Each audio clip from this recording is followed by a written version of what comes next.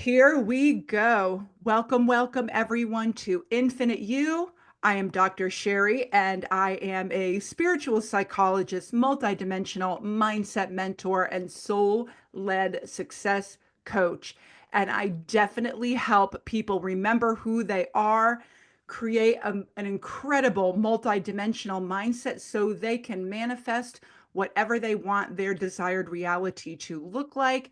And I have a very, very special guest with me today, my lovely goddess soul sister friend. We are collaborating together. She is amazing, wildly interesting, and has such an incredible background in all things goddess and then some. And I would like to introduce her properly. This is Isaya Gabriel, and I'm going to share her information. Hi, Isaiah, if you want to pop in and say hi. Hi. Hi, Sherry. Hi, Hi, everyone. hi. So you can find her at isayabell.com. It's Isayabelle. I will put that information in the description box below. This is amazing. I cannot wait to talk about all of the infinite energetic things we are going to be discussing today. She is a spiritual mixed media artist, a writer, a goddess life coach, a traveling priestess, a magico pragmatic inspirationalist, and a creativity and peaceful joy mentor. She holds space for women who feel too much or not enough. This is so perfect for Infinite You. So they can dare to rise, take up their rightful place, shine their light, talk their truth, and transform their lives. And this is going to get very, very cool in a minute. Definitely, Isaiah is connected with the Greek goddesses archetypes, and her main purpose is to live a goddess life daily, undeterred, while inspiring and supporting other women to raise the vibration of the planet. I love this. You all know that I talk about this amazing, expansive collective consciousness all the time. And she has been working with the divine feminine for over 20 years in real life and online, and has facilitated women's circles, red tents, artist workshops, and sacred retreats all over the world. This is amazing. Welcome. Thank you so much for taking time to join me. Thank you for having me. It's so wild to have somebody read your bio. It's like, oh, isn't she posh? This is I, a person. I love her. I want to get to know her. Yeah, me too. So, why don't we start at the very, very beginning? Because, as I mentioned, you and I have been talking a lot lately. Isaiah has her own podcast, and we have been, really talking up a storm about this different, like, multi-dimensional nature of reality and this bigger, expansive mindset and collective consciousness and multi-dimensional everything and energy and divine feminine and masculine and Zen flow and all of the things that I talk about on my YouTube channel. But there are so many other hidden, interesting facts and narratives and just a beautiful story of Isaiah's life. And I want to start there because it's very fascinating to me. So, Isaiah, if you don't mind, can we talk about your very beginning, your connection to Greek mythology, to the divine feminine, and, Sure. really like your, I mean, in part, I know this sounds a little bit, I don't know, maybe out there, but maybe not at all. Your amazing DNA and how you have been connected consciously to, the history of who you are and what really impassions you. So I think, yeah, sure, I can go on, my life. um, I think there are, while you were talking, because that's the way we roll, right? The things are not prepped beforehand. So I was like, oh, what am I going to talk about? I think there are three starting points, at least, main ones to what I do and who I am today. The first one is my birth. My mom is Greek, and I was born in Greece from a matri lineage, how do you say that? A mother lineage of Greek tribe, like a huge family, that goes back, way back, but is also mixed with other European countries. I have a great grandfather who was Austrian, so there's even there, it's not pure Greek. And then my dad was from Switzerland, so completely different culture, religion, language, and I was brought up by those two people who decided at some point to become hippies, so in the 70s. So I grew up in communes and the weirdest possible places. I, you know, swam in the Cretan Sea when I was 3 with no water, no running water, no electricity. Then I've been living most of my childhood in France, and basically being from this hippie culture, I I did not have a very traditional childhood. I was moving around a lot all through Europe, and I did not have that many toys, like the traditional things. So I had a couple of dolls, and my mom told me stories. And she told me stories about what she knew, basically Greek mythology. So all these characters, let's put it this way, of Greek mythology. So the gods, the goddesses, the heroes, Ariadne, Persephone, Aphrodite, you name them, they were actually part of they were my fairy tales. Just like, instead of having Beauty and the Beast or whatever, Cinderella, I had the Trojan War, the Odysseus coming back from Ithaca to Ithaca, etc., etc. And so they became kind of very, very familiar characters in my everyday life as a child. And I don't exactly know when I started channeling them, and when they kind of became real out of the stories, or did I always, or did my mom even? I don't know, and I will never know. But they have been around just like old friends, all the time. And I've had, some of my dolls were called Athena and Hestia and Demeter, and they had adventures and they were telling me about their adventures. So I was then, I studied to be an actress. So I was having my dolls play the stories of the Greek mythology. So yeah, this big Greek thing, mixed with the hippie thing, which meant that I did not have the traditional array of toys and also friends because we kept moving. So I was here and there and everywhere, and so the friends were not very regular, let's put it this way, but the goddesses were. So I was friends with them. So that's, I think, one main one. Then the second one is I live in the middle of nowhere out of choice in France, and I've lived here for more than 25 years now. And it was a choice. We had a bookshop with my husband, and we decided to come and live in the middle of nowhere because we wanted to be closer to our kid. At the time, we only had one. Um, and being a bookshop keeper means you're always working and you're never home. And so I wanted to raise my kids. So I thought, okay, let's do this. And we opened a B&B in the middle of nowhere. Then we proceeded to have a second child, and it was a boy. So here I am, a 30 something woman in the middle of nowhere, literally no neighbors, hosting and having, a lot of work at home and no girlfriends, no daughters, no mothers. And I felt a real call to join women's circles, to find some feminine, because it was like, who the heck am I going to discuss bras with? There's no one around. And the only thing that these boys want to talk about is castles or knights and fighting and Lego. And, it was like I felt feminine deprived, if that makes sense.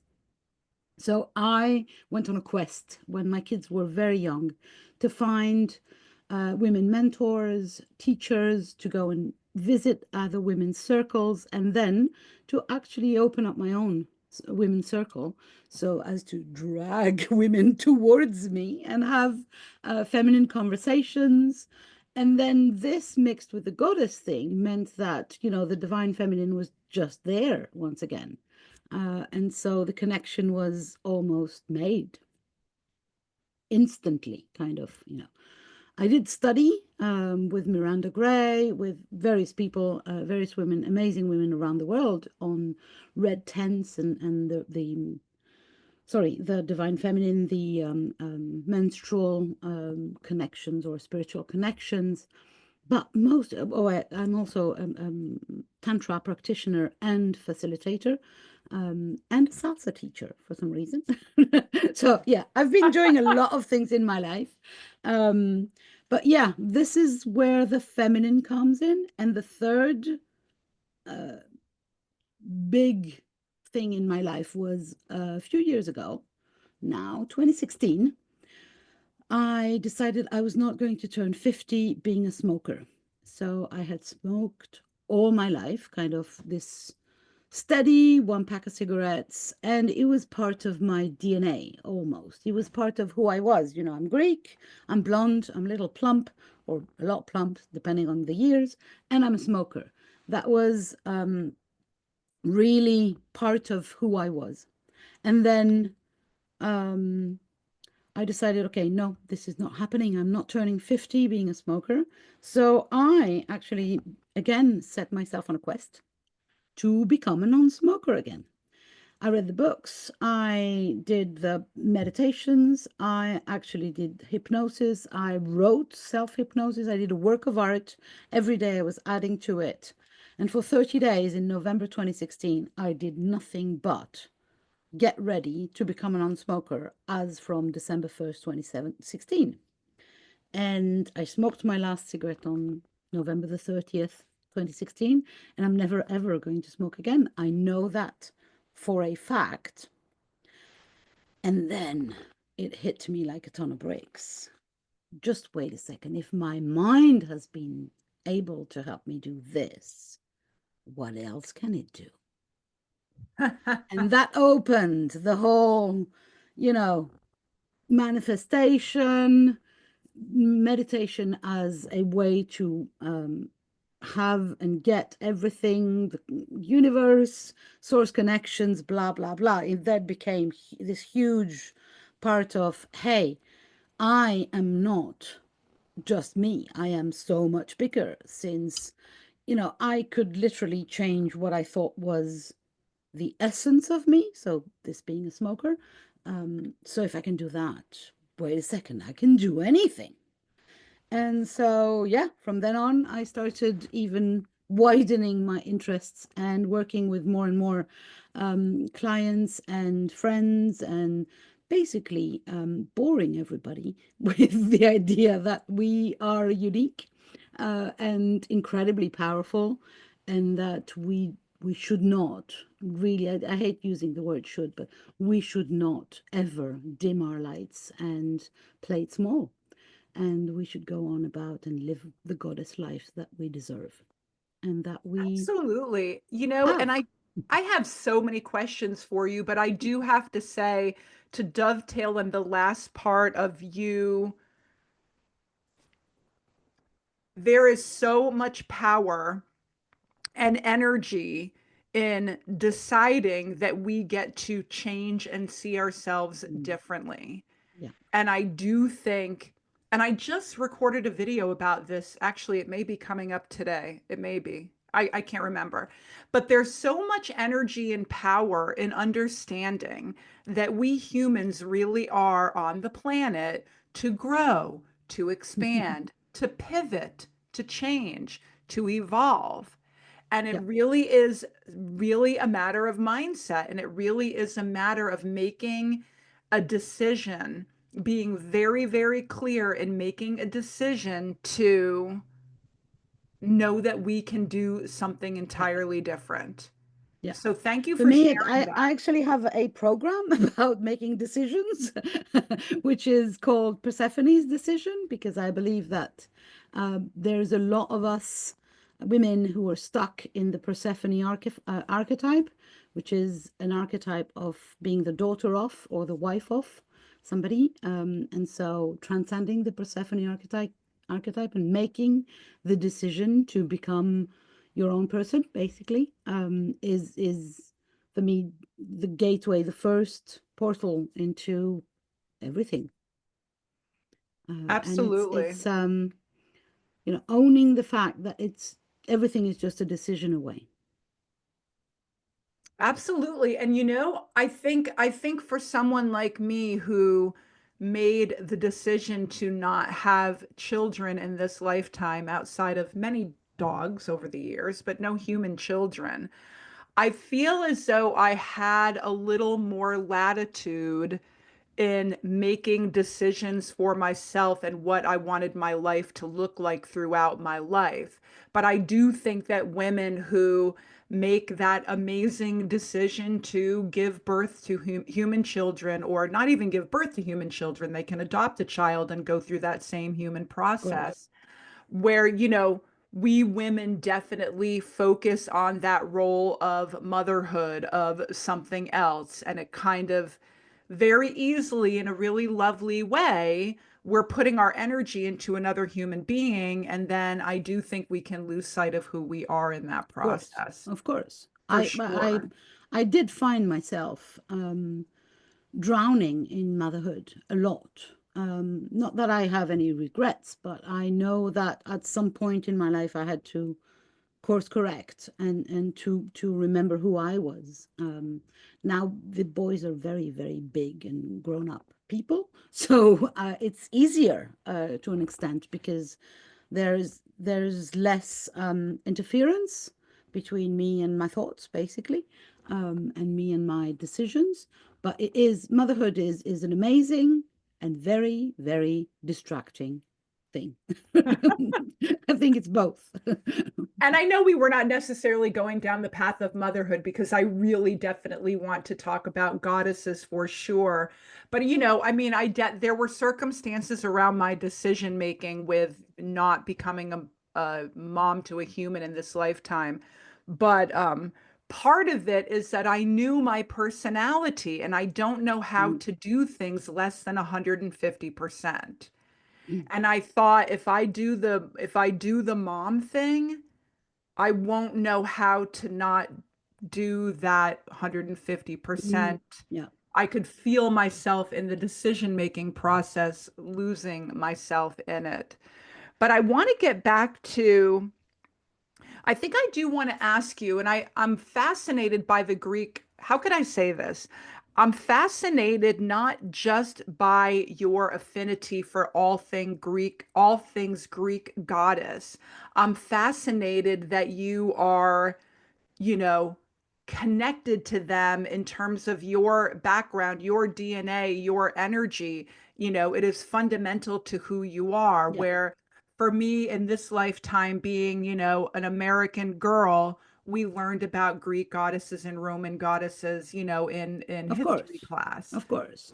Well, I think And that there's the dual thing. First of all, archetypes, like all archetypes, whatever archetypes and now it's a very fashionable word. I started talking about archetypes 20 years ago when nobody was, but anyway, archetypes are big figures that we all know who they are, even if we don't know who they are, if that makes sense. So it does make sense. I think, I just you've was learned talking about, about yeah. Aphrodite at school. So you have a vague notion of the archetype of Aphrodite, right? Venus, right? The goddess of love, blah, blah, blah, blonde, beautiful, sexy, whatever you have an image. I'm sure you do. Now, for me, on top of that, which is also present, I have a connection, as in some people talk to angels, right? I talk to the goddesses. And weirdly enough, I do talk to some gods as well, or they talk to me.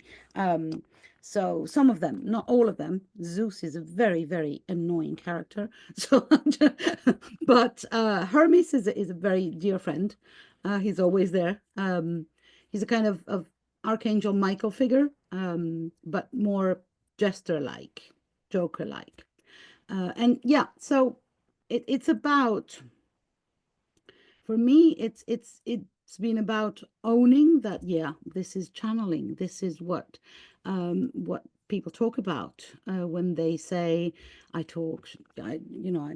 angel told me. Well, I can say, I have conversations with the goddesses, and they have conversations that I can eavesdrop on because some of them are very, very talkative. And after a while of listening and working with them and, doing my devotions and prayers and meditations, I ended up downloading, I think that's the way you call it, a complete system of self-development or growth or change or becoming, which is, I was told, is called Rise, and that is visiting each of the eight fundamental Greek goddesses archetypes, and we visit each of them from literally the ground to the sky, and we embody them each one after the other, and we end up becoming the goddess. And then start living a goddess life daily, which is the plan. And I do want to say for anyone watching, it's very interesting that you talked about archetypes in a way where we humans are familiar with them, even though we can't necessarily name them, but we understand, I believe, on an energetic level that there are what I call energetic blueprints in each and every Yeah, one of us as yeah. humans. It's just Absolutely. fundamental. If I say what's a princess, the princess archetype, you Right, immediately have an image. The right, knight, the Little Red Riding Hood, all these are archetypes. right, Angels, archangels, right. um, And the a roles that and ninja. the A roles that we ninja is an play. archetype, Right. and we have all of these. Some of us more because they're part of our culture. So we've been, taught those. So I was saying ninja. I'm guessing if you're Japanese or if you're living in a Japanese environment, you have a lot more of this culture's archetypes. But the Greek ones and the Roman ones, because we as Europeans and you guys from the And US, Western because Western yeah, civilization. Western civilization have been, how could you say that?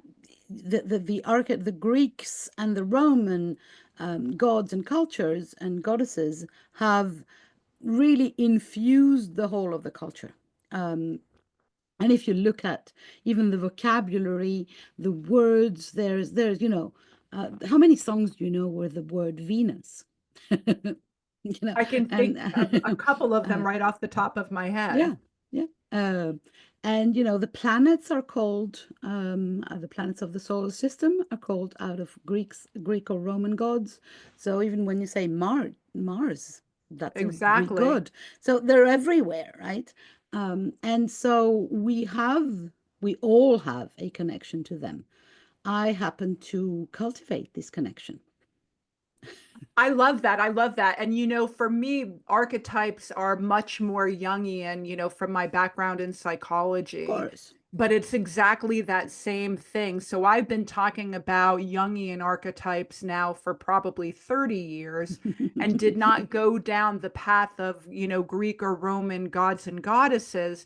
But the energetic blueprint is very similar. And the Yeah, basis for it is we humans are archetypical by nature. We yeah, relate to things that are of the world. As soon as you mentioned the planet Mars, I could picture the warrior, I could picture the fighter, and so absolutely. we know I mean, this. if you go to the movies and if you've seen Avengers, it's full Right. of Greek gods in there, I know, I And know. um, so I think it's very we connect to the archetypes because they are stories, and the stories we've heard were stories we've been they're in songs, in movies, they're in the books that we were read to, or and so people love stories. All the people love stories and connect with them.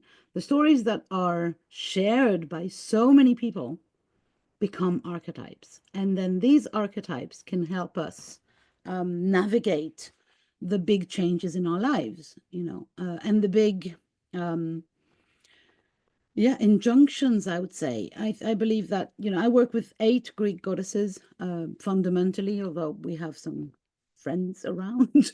but, And we always start with Gaia because Gaia is the place Earthbound. we, yeah, we walk on that, and she's our grandmother. She's not Mother Earth, she's our grandmother. She is the fundamental in the Greek mythology. She creates everything, right? She's there and she gets bored and decide to create everything. She even And creates the sky, right? and So I do want to interrupt you only for a moment sure. because I've got about 30 questions rolling around in my head. But I want to get back to what you just said about this idea of storytelling, which it is an art, it is Mm, fundamental to our human yeah, experience. And I do believe it is a lost art in American culture to a degree. We definitely have, I'm assuming that we're still reading books to our children about Little Red Riding Hood and the archetype of the big bad wolf and all of that. And I know for sure in Jungian archetypes, we're living out archetypes, all the time. They're just mm, energetic themes to who we can be. And for sure, I do want to say this, it kind of reminds me of the archetype of the seeker, which you, at being the children of hippies, presuming that likely they were in full-time seeking mode. yeah. So I you were think they were. moving around, right? So that archetype of seeker, really fundamentally, shaped the bigger picture of Mm, you wanting to know more and how you can pull your storytelling and the archetypes in Gaia. And I definitely want to hear more about this. But just really like how much our archetype, our own personal story creates a very distinct path with yeah. how we identify with things, what motivates us to make a decision, whether we can overcome something, create something new, manifest our lives in a different way. And so it's just really, really powerful. And I'm bringing that up again because storytelling storytelling to me, for sure, in Western civilization, in my humble opinion, began with the Greeks. Of course, So of course. yes, yeah, and That's it's sure. And really and profound. and I agree that stories are, and the way we look at our own story, it's fundamental to any growth, development, change, whatever you want to call it. Because the if I don't know where I am and where I came from, there's no way I'm going anywhere. Right. I've heard this recently, and it made me laugh. Somebody said, I don't remember who it was, but anyway, we all want to be somewhere else. We want to, change, etc., etc. But to buy a ticket to go anywhere, you need to go. What's your airport of departure?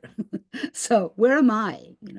And where I am is fundamentally based on the stories of my life, and even my ancestors, of course.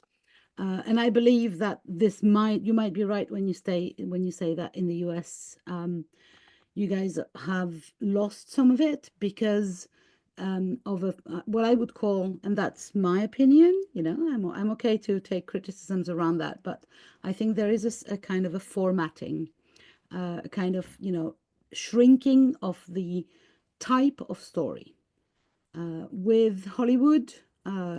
The format of the story with a happy end thingy, it kind of limits the type or the variety of stories, and then we kind of close our eyes on how a story can unfold in so many many crazy ways and turns and curves and spirals and coming back and going away. And for me, because of my hippie childhood and traveling all around, I know that my story is one of movement and of never ending. That's another thing, and I love talking with you about that because the infiniteness of ourselves is exactly, I believe the happy end thingy means that there is an end. I don't intend to have an end to my story. maybe to my physical Right. aspect of the story, but then the story will continue in some other way, shape, or form.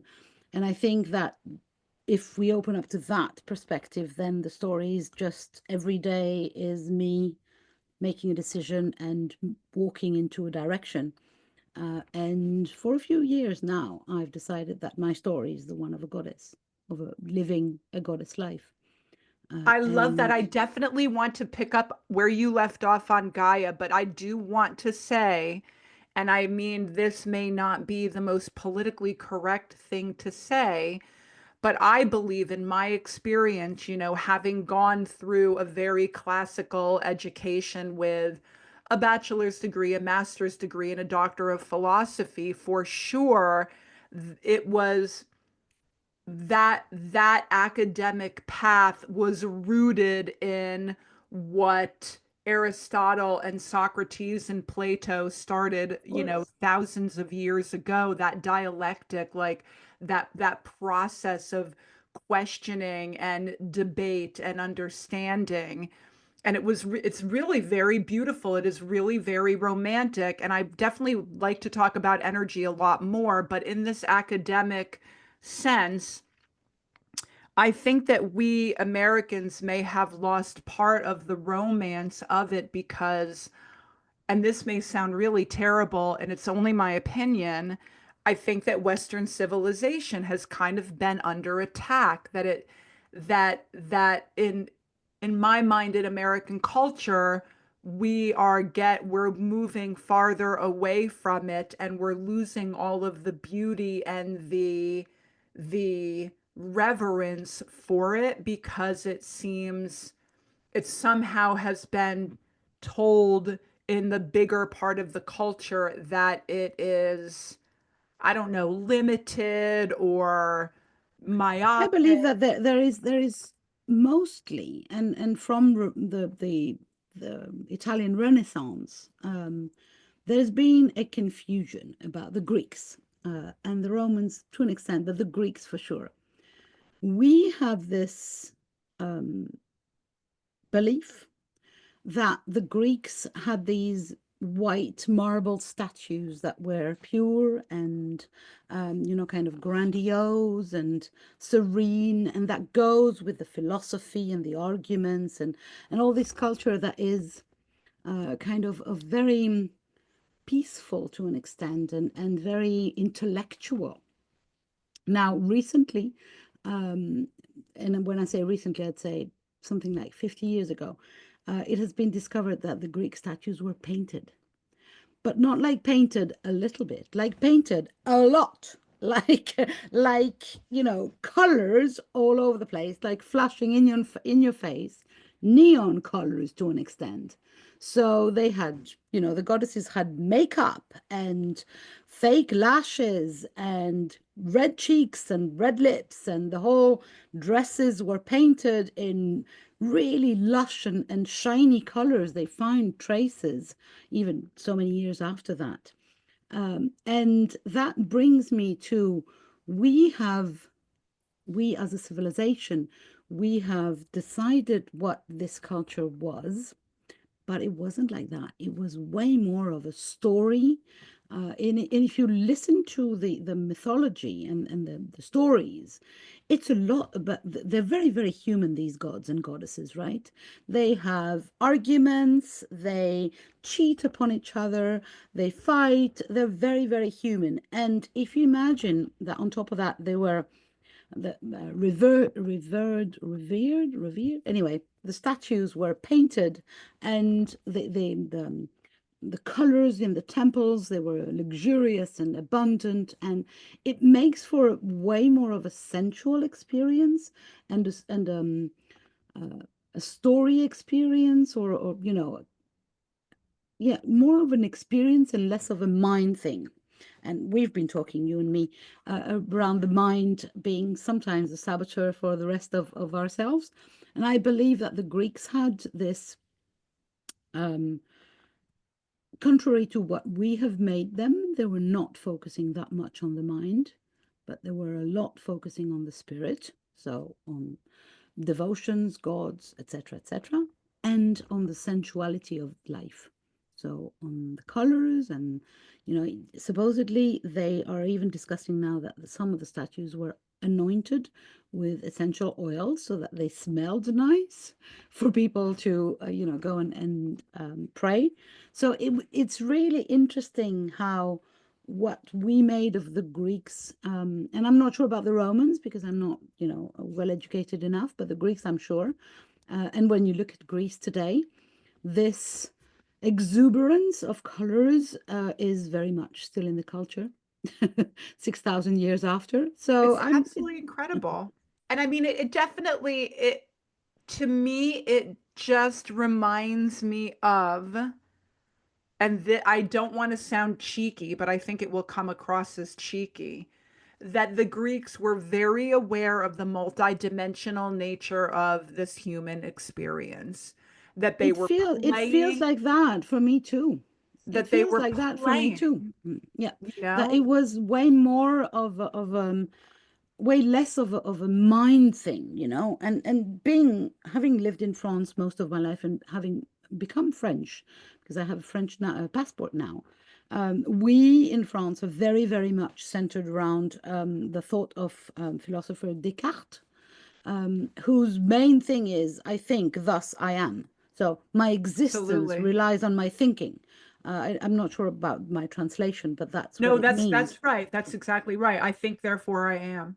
Yeah, which means that my mere existence relies on my thoughts, right? And this Descartes was a lover of Greek philosophy and of Greek the Renaissance, right? But this version of the white statues, the pure, the mind, the barren thing, not the Greek over the top exuberant thing that actually existed. So I believe that we have retransformed the thing into something that it was not, and that it's way more fun to try and communicate and be in contact with the Greek spirit in the goddesses for women, in the gods for men, or whoever, by the way. Uh, you know, you don't have to limit yourself.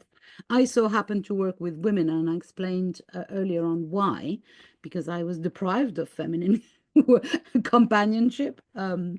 But goddesses work for men, for whoever identifies as whatever, because they're just archetypes, and the archetypes, if we connect to that rather than the modern idea of that, if that makes sense, if we can put ourselves to connect with, really only listen to the stories and not the theory around I do, it. and it's the essence of it. And I do want to say in this moment, it reminds me of a conversation you and I were having maybe last week, where I was talking about how do we get into the stillness, the essence, the energy of who we are, because it's in that place where we align with what I call core frequency or God frequency. And it's in that space that we humans get out of our heads and we Yeah, relax and we play and we create and we laugh and we feel joy. And it sounds like the nature of Greek gods and goddesses, and I'm with you. I mean, I for sure have watched Marvel movies, but I definitely have read some Greek mythology earlier in my life. That playful, reminding us that we're all human, that we're having this experience, and it is about play and heartache and betrayal and overcoming yeah. and And connecting the and all of stories will help us right. individually reconnect to. For me, that's what the rise model is. The modal, sorry, not model. Um, it's reconnecting to each of the parts of us that might have been lost in translation over the years. So with Gaia, we reconnect to the grounding, to the feet, to the idea that we are human, that we have chosen this human experience this time around. Maybe next time we'll be angels, but not this time. So the connection with Gaia brings us that. Then if we move to Persephone, as I was saying, earlier on, Persephone is the portal into becoming your own person, and transcending being the daughter of or the wife of. Um, then we move into Aphrodite, goddess of love and self love. And so, how can she help us remember that each of us, we are amazing and we are very, very much lovable? Um, then we move into Demeter. So we go up the chakras basically with the system. Uh, and so Demeter is in the sacral chakra. She's all about creativity, fertility. She reminds us that we are creative per se. We don't need to create anything. We don't need to have children or not have children. We are creative because we are. That's it. And then we move it slightly up to the solar plexus chakra, and there lies the amazing goddess Hestia, which is very often overlooked. She is the goddess of the sacred flame. She's the one who reminds us every time that if we do not take care of the sacred flame, we die. We die spiritually. We die in an emotional way. I'm not saying that you physically die, but um, I don't know if you know that, but Hestia is the Greek equivalent of the goddess Vesta for the Romans. So Okay. Vesta, Hestia, she's the same, or rather the same. And in Rome, the temple, so the goddess Vesta had no temples.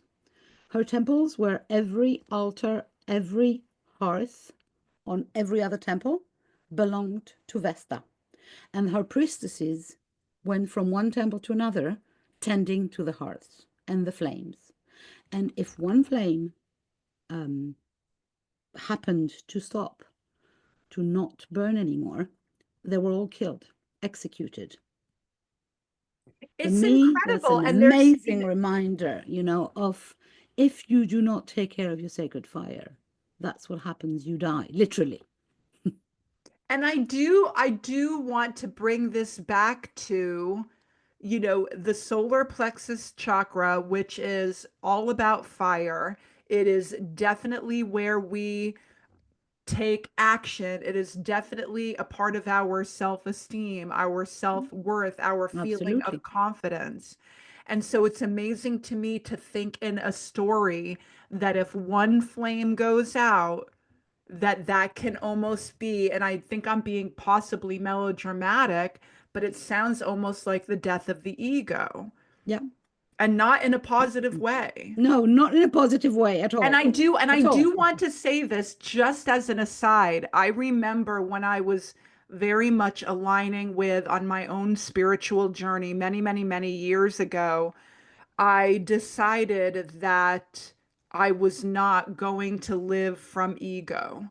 I just wanted to be the essence of me, the Mm, best that I could without ego. And it was a really interesting self experiment. I started, and I mean, I know this is definitely another conversation, but I definitely started seeming invisible to other people. mm. I started inviting in the energy of getting walked on. And I mean, I have a very big auric presence. I've always had, a really solid auric energy around me for sure. And, you know, whatever. We all go through phases of having too much ego or not enough or whatever, it's all about balance.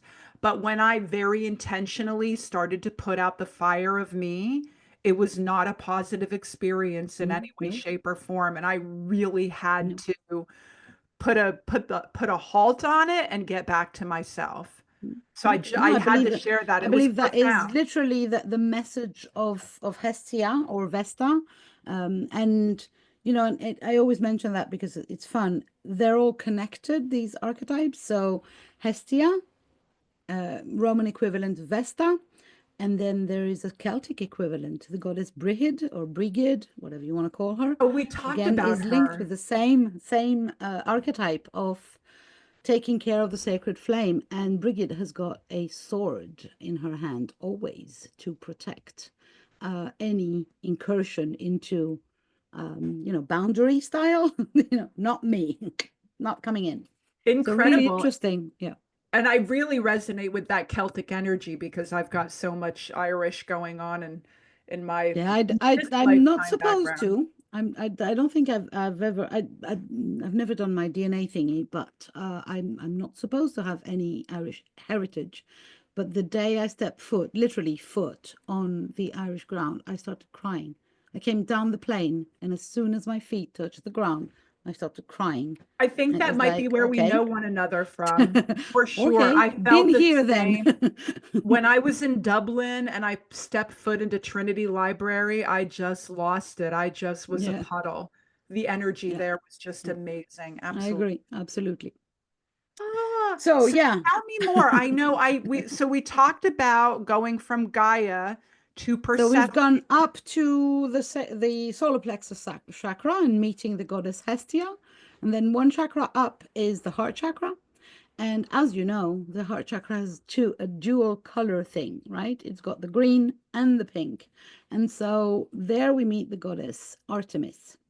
And Artemis is the most dual goddess of the whole of the Greek pantheon. She's like this wild, green, energetic, dynamic maiden. Let's go into the woods, hunting wild animals. She's friends with boars and bears and wolves, and she howls under the full moon. And, Oh my you know, gosh, she's I feel really like I very identify with her for sure. very, very, yeah, she's amazing. She's amazing. And then this same goddess is the one goddess that is the protector of women, sororities, covens, childbirth, and the whole of the kind of motherhood, whereas she's never was a mother, but Wow. she is the caring aunt, if you want, and the supporter of every coven and sisterhood in her temples today. You know, they've excavated all over Greece and the Mediterranean, and they found a lot of temples. Obviously, one of the most famous is nearby the Athens airport. It's called Vravron, or Vravrona in Greek, and they found it's the only temples where you find children's statues because people used to pray to Artemis to save their children from illnesses, disease, whatever, or or pray that their wives would deliver the baby safely, etc., etc. So they used to have to pay to have a sculpture of their child into the temple so that the goddess would protect the child. So there's Incredible. like literally thousands of little kids, from babies to infants to toddlers to even 7, 8-year-old children. And it's the only temples where you find children's statues. Whereas you would think Demeter, being the mother goddess and the creativity and fertility mother, would have statue of children. None. Every child statue is in Artemis's temple. Incredible. So it's, I think that it really talks about this duality between the wild, really wild, savage character of Artemis and her tender, protective aspect, which is both are very useful in a woman's life, to reconnect with our wild, I think is crucial. We live in societies where, I heard somebody yesterday or the other day describing what something difficult would be. And the example they gave was, what if the air conditioning was to be turned off? And I was like, oh, this is the difficult thing? Where are we now? There's Right, war, right. there's people dying, Anyway, so I thought, the wild, we need to reconnect with that and to feel comfortable walking barefoot and watching the moon in the night and connect with that savage part of us, which is also a survival force. So in case of difficulty, and at the same time, we need the support and the tenderness and the love of the pink Artemis, let's call her like this. So yeah, and every bit of that lives in the heart chakra, which And I is love that amazing. because, I talk about this a lot, about this idea for, and it definitely goes back to the energetic and multidimensional part of mindset that I speak about, which is, my jam, as we would say, Hmm. whatever. But it really goes back to in the wildness, in the wilderness. It reminds me of women who run with the wolves. Absolutely. This is where we learn to trust life with a capital Yeah. T, Yeah. and And ourselves and into ourselves this into life. it. Right. Yeah. Because yes, the air conditioning can go out and we may be uncomfortable. I automatically start thinking about F. Scott Fitzgerald and Great Gatsby and turning on a fan with the ice cubes and da da da, all Hmm. that stuff. That's not really what this is about. This is about tuning into the wildness, into the wilderness, into that part To of the idea that ours. our if I may, that our ancestors for millennia have lived Right. in nature, have, and the landscapes that we are so remote sometimes because we live in cities, but these landscapes, the mountains, the forests, the ocean, the rivers, all that is part of our DNA. Is part, Absolutely. they're to an extent, they are our ancestors, the landscapes. And when we deprive ourselves from them, this is when we start shrinking. Um, every time you go into nature, whoever, the first thing that happens is awe.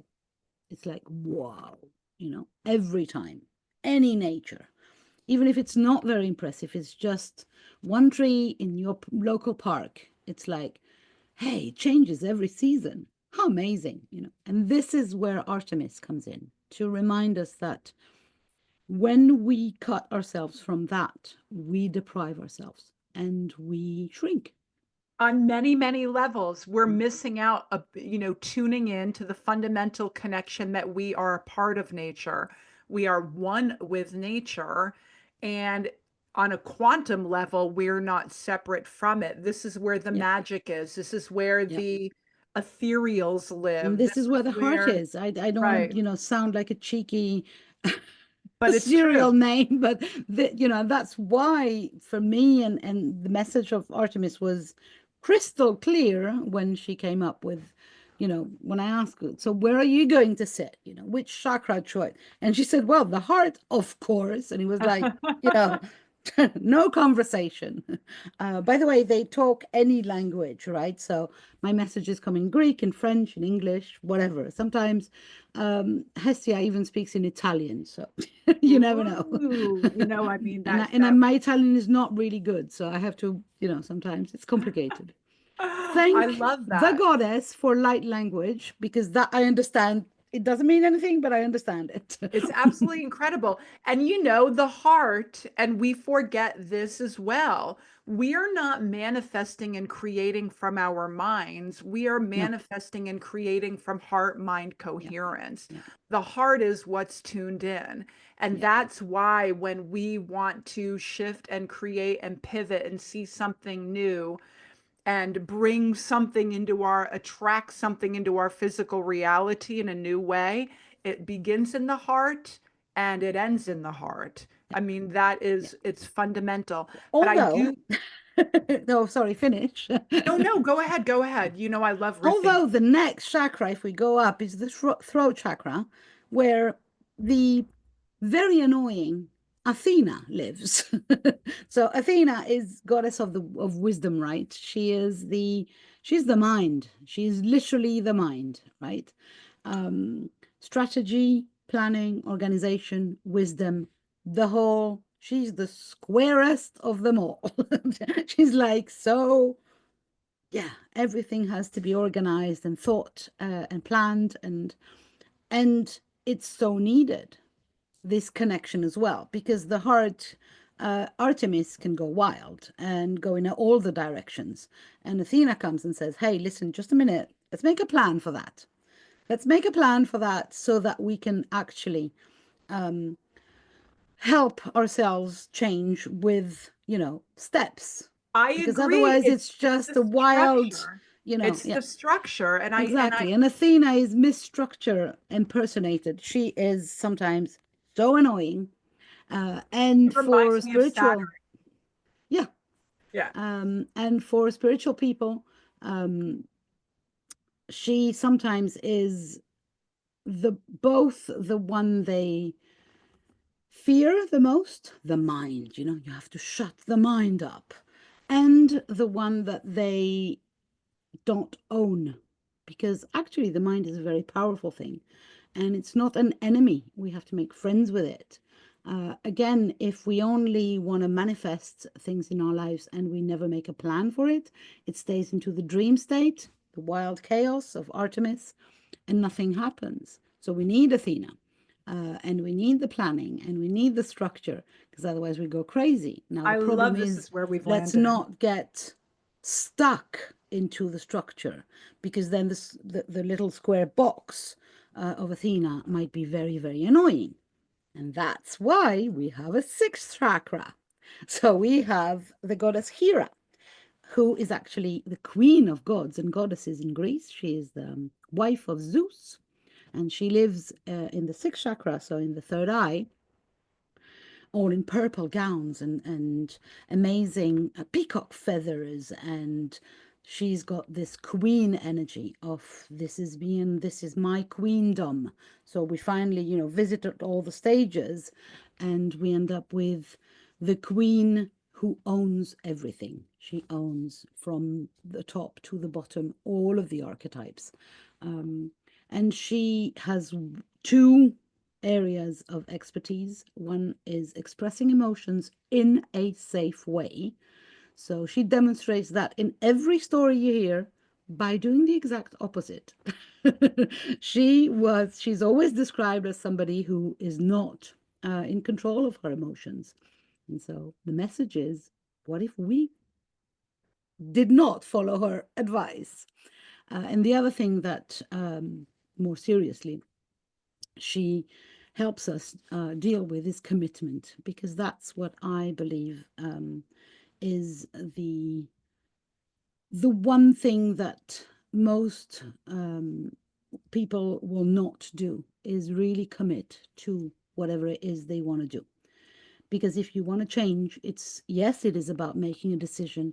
Yes, it is about creating. So if I go again, right, making a decision, grounding ourselves first because we live here, and making the decision with Persephone, then remembering that we do that in love with Aphrodite, then creating, imagining how this change is going to happen with Demeter, remembering the sacred flame with Hestia, allowing for the wild chaos of Artemis and the love. Again, repeating the love is a kind of for me it's a thing that we need to repeat ourselves because we kind of forget it. And then the structure of Athena, and then comes Hera who says, hey, remember, you wanted this, keep going. So for me, my basic advice, or the one thing that I teach, which seems oh so simple, is start now, start small, keep going. Absolutely. And I And that know is for really sure. Hera, the commitment to my own happiness, to my own living a goddess life, to my own change, self-development, growth, whatever you want to call it, is the the key is the commitment. Because if we don't, we just, have this beautiful thing that lasts 5 minutes and then we start crying because it doesn't happen. Oh, but it didn't happen. How long did you?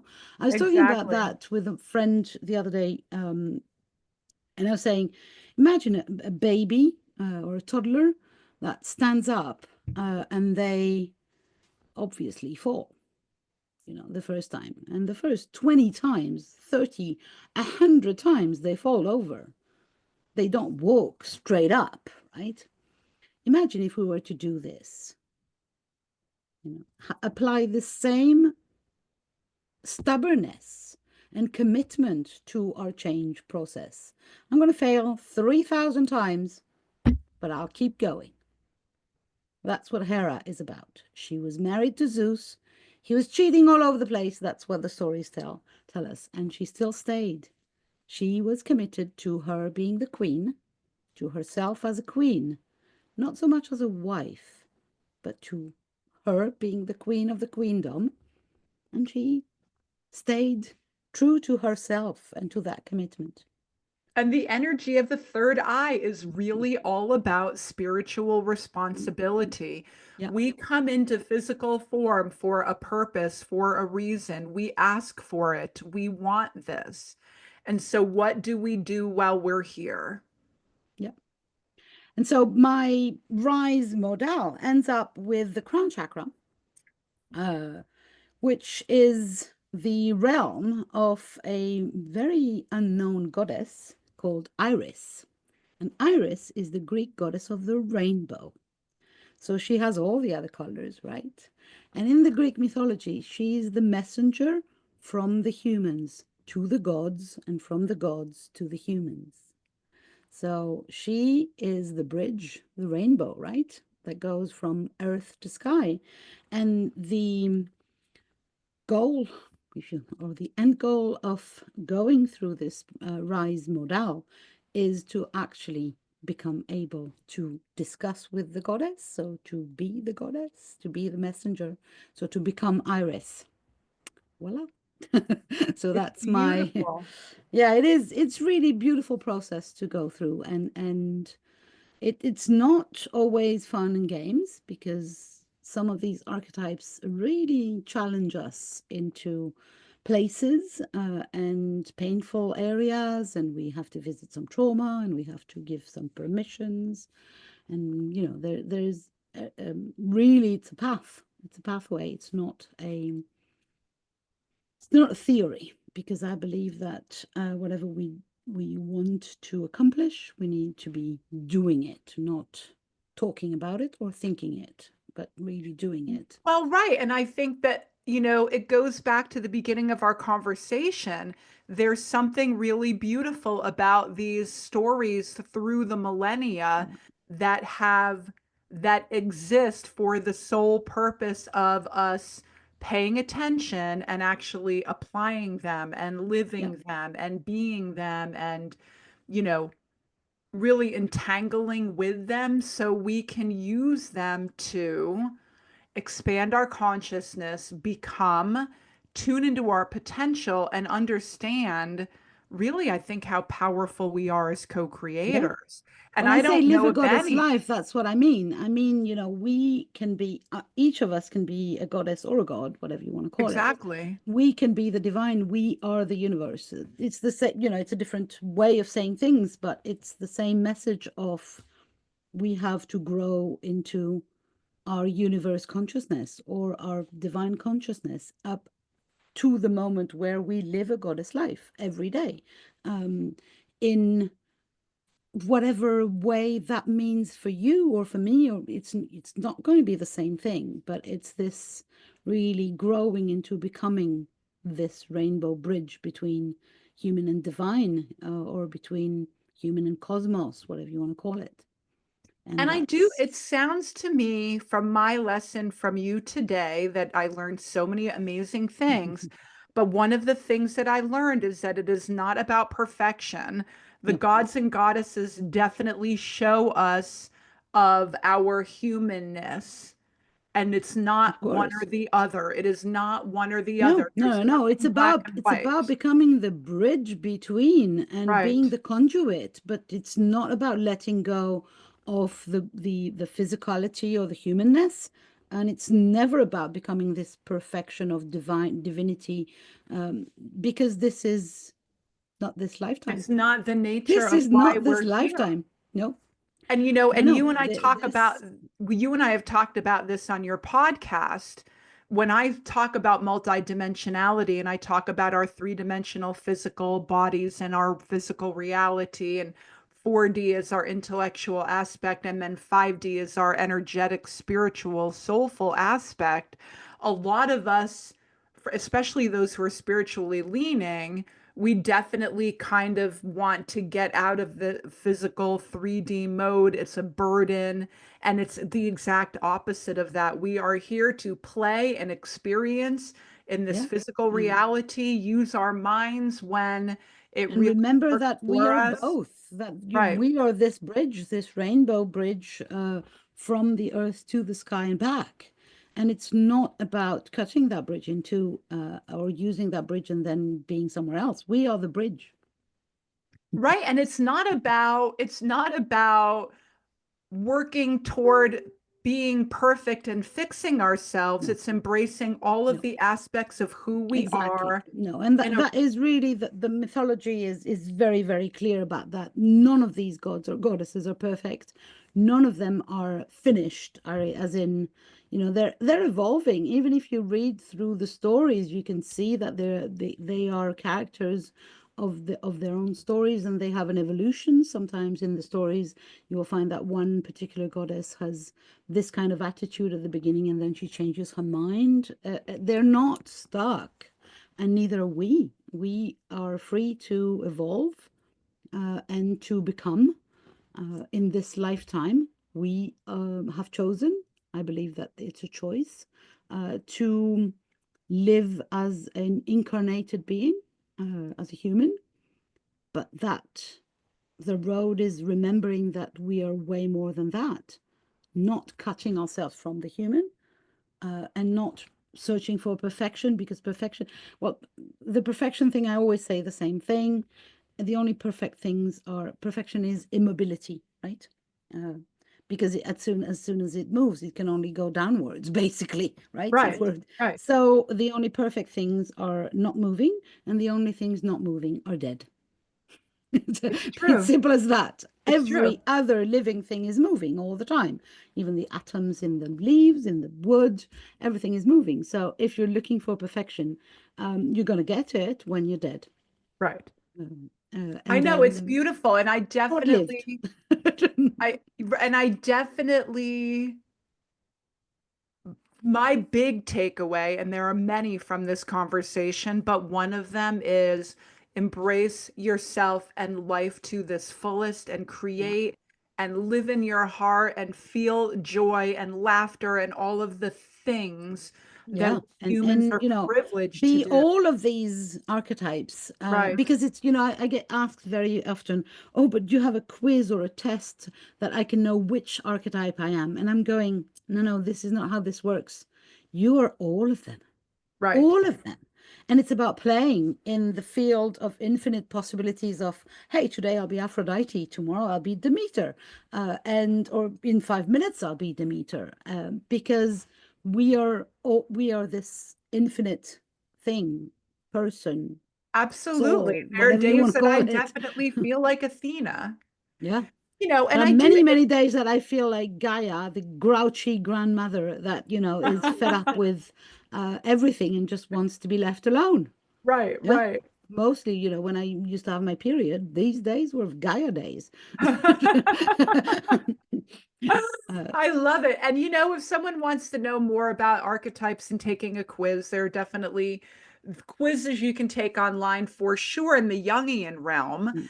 But I think Well, the I actually takeaway, have a quiz for the goddess archetypes, but my take on it is, which goddess do you need more of today? I am totally with you. We are not stuck in identifying with a goddess as much as it's No, I think we it's we very need to be fluid. all of them. We Right. need to be all of them at from time to time. We are multifaceted beings, and so we need grounding, we need heart, we need boundaries, we need spirituality, we need all of it, We right? need all of Basically. it. And all Fire, of it, ego, structure, all of it. yeah, absolutely. And And lots of love and joy. yeah, and these Greek goddesses archetypes for me are a means to explain that in a fun storytelling way.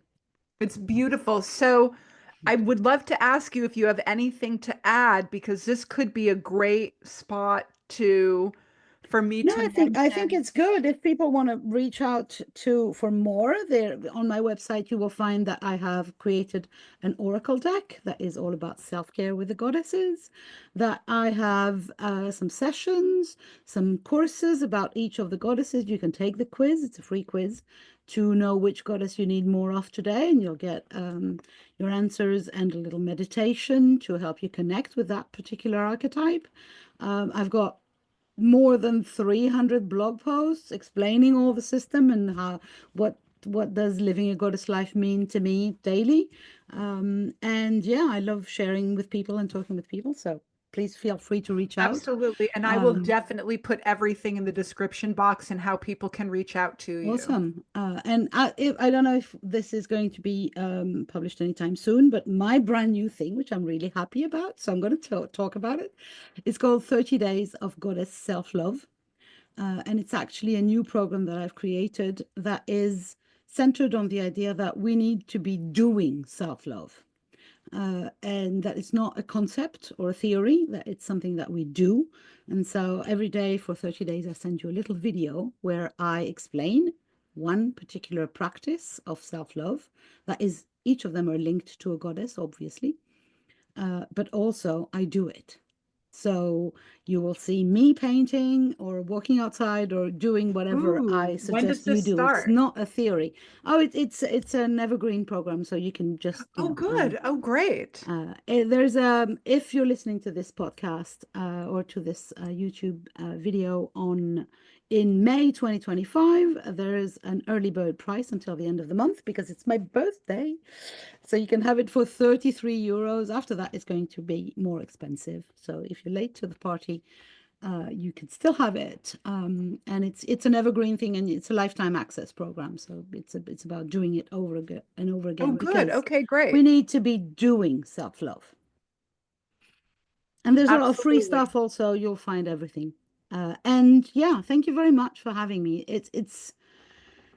It's always so much fun to talk about the goddesses. I feel like, I felt them ever since this morning. They were like, hey, you're going to be talking about us. It's like, oh.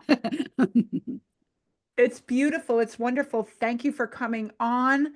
This conversation was amazing. I am quite sure it will not be our last on my channel. Um, you Anytime. know, I love talking.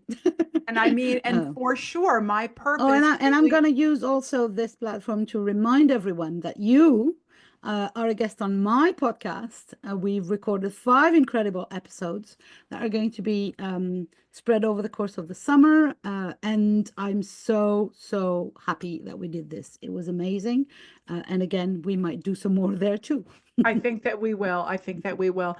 Thank you, everyone. And, pay attention, remember who you are, align with your amazing multidimensional way of being in the world, and manifest your most amazing reality that makes you oh so happy, joyful, prosperous, and all of that good stuff. And I will see you all next time. Thank you, Isaiah. You are amazing, my goddess friend, and we will definitely be chatting again soon, I know. Thank you so much for having me. And Bye, remember, start everyone. now, start small, keep going. Absolutely. Namaste, everyone. Bye for now.